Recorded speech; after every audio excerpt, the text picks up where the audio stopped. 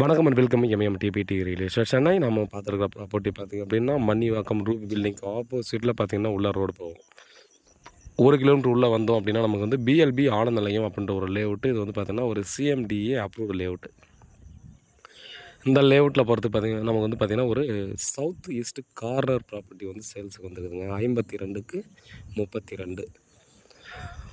So 2 சைடும் பார்த்திங்கன்னா ஒரு பக்கம் சவுத்தில் 30 ஃபீட் ரோடு, ஈஸ்டில் 24 ஃபீட் ரோடு. ஸோ ரோடு வந்து பார்த்தோன்னா அதுதான் இருக்குது.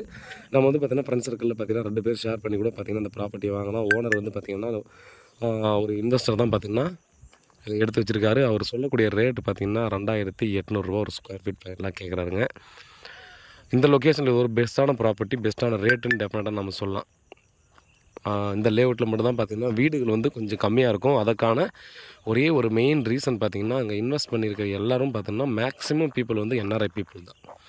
ஸோ அதனால் பார்த்திங்க அப்படின்னா இந்த லேஅவுட்டில் மட்டும் பார்த்திங்கன்னா பெருசாக பார்த்திங்கன்னா வீடுகள் அங்கங்கே ஒரு சில வீடுகள் மட்டும்தான் இருக்கும்.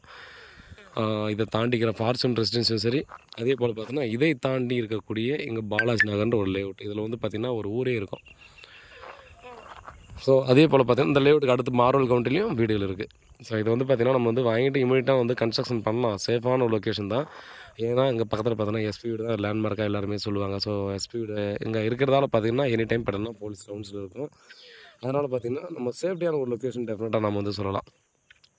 வீடு கட்டி டெஃபினட்டாக குடி வரலாம். இங்கே வீடுகள் பெரிய அளவு இல்லாததுக்கான காரணம் அது ஒன்று தான். அதாவது இன்வெஸ்டர்ஸ் எல்லோரும் பார்த்தோம்னா என்ஆர்ஐ பீப்புள்ஸ் நிறைய பேர் இன்வெஸ்ட் பண்ணி வச்சுருக்காங்க. வர்றதெல்லாம் ஒன்றுனா பார்த்திங்கன்னா அப்படியே வர்றதை சேல்ஸ் பண்ணி நம்ம ஃப்யூச்சருக்காக பார்த்திங்கன்னா நிறைய பேர் அப்படியே யூஸ் பண்ணுறாங்க. இந்த ப்ராப்பர்ட்டி தான் நம்ம கொடுத்துருக்குறது. கல் போட்டிருக்காங்க இல்லையா?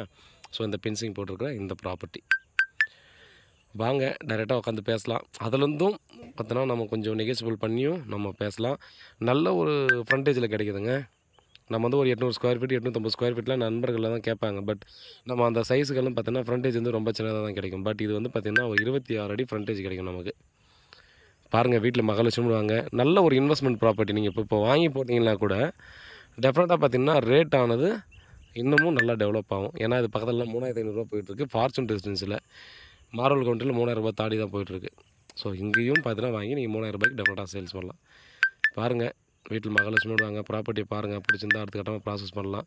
உண்மையாகும் நேர்மையாகும் கூட. நன்றி.